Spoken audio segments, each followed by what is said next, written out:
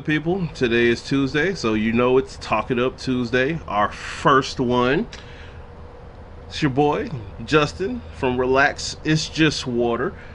And today we're going to be talking about different weapons that can be used underwater. Now, if you remember from my little intro that I did, there's an array of different weapons that we can use. For instance, we got a pistol, we got a shotgun, spear gun, AR, got a couple knives. Well, today I'm going to actually show you what I use underwater, which is actually no weapons at all.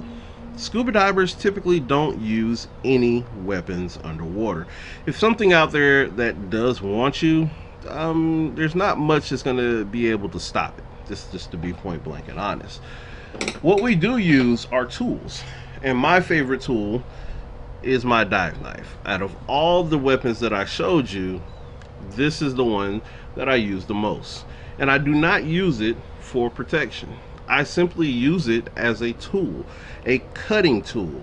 For instance, if there's a lot of fishing net or things like that under the water, I need to be able to cut that stuff loose, bring it up to the top so it's not polluting our waters. If I get hung up on something, my BCD gets stuck on a rock or a ledge or a shipwreck, I need to be able to cut myself out, get myself free, and get myself back to surface. And the only tool that we bring is a knife or some kind of shears that we can use to cut ourselves free or to cut that rope free. Our knives are generally pretty sharp, have some rope here that can be found anywhere, but typically if I need to cut something, I always have my knife. Now, the only time I do use my knife on, let's just say, animal life or something like that that's down there, is when I have lobster and I want to be able to cut the lobster and get it prepared for to put it in the plastic bags to bring home. I might use my knife to get the lobster all cleaned up and taken care of. But other than that, that's pretty much all I'm going to use while underwater. Now, there's different types of knives. Some people carry small ones like I do. Some people carry big ones like this.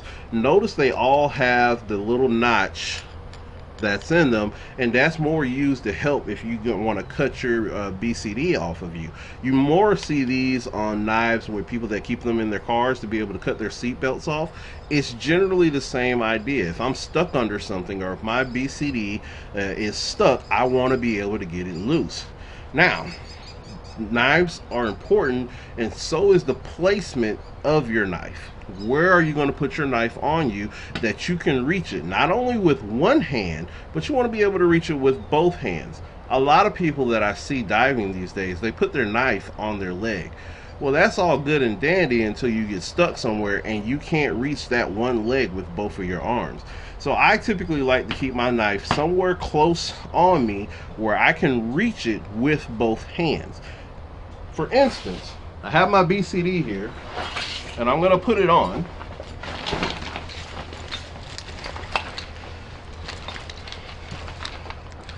And this is typically how I wear my BCD in the water. My knife sits right here in this knife holder.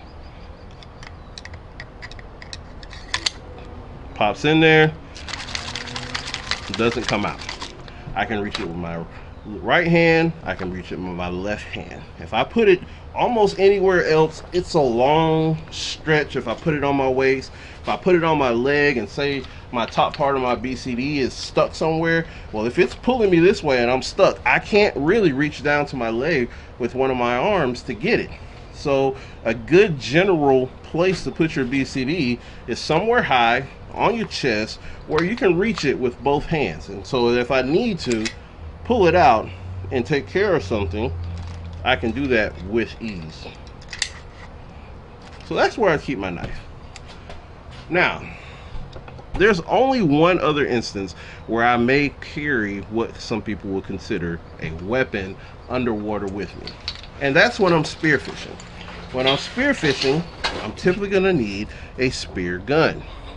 This is my spear gun. Okay, this is an Ocean Rhino, and this is about the only other thing that I'll take underwater that you can consider to be a weapon. Other than that, That's all I'm pretty much taking. I'm not taking a gun or a pistol or anything like that. I'm taking my spear gun. It does the job, and if you watch my taco cook clean video, then you'll see that I've actually used a spear gun. One hit, fish goes down. That's all you need. You don't need guns, you don't need anything. I'm gonna do another video for you guys that really shows why. And that's gonna be a video on sharks. That's gonna come later down the line, but a lot of people are terrified and afraid of sharks. You definitely shouldn't be. I've seen hundreds of sharks while diving, and none of them wanted to mess with me.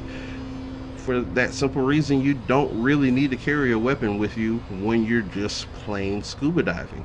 Now, sometimes when you do go spearfishing, you have a lot of fish on you.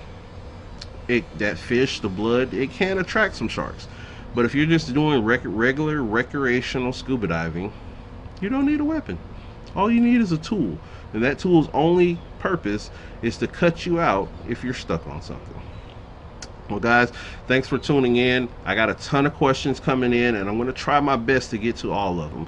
And so just look forward for next Tuesday. We're going to be talking about the weight of the gear that I take in the water.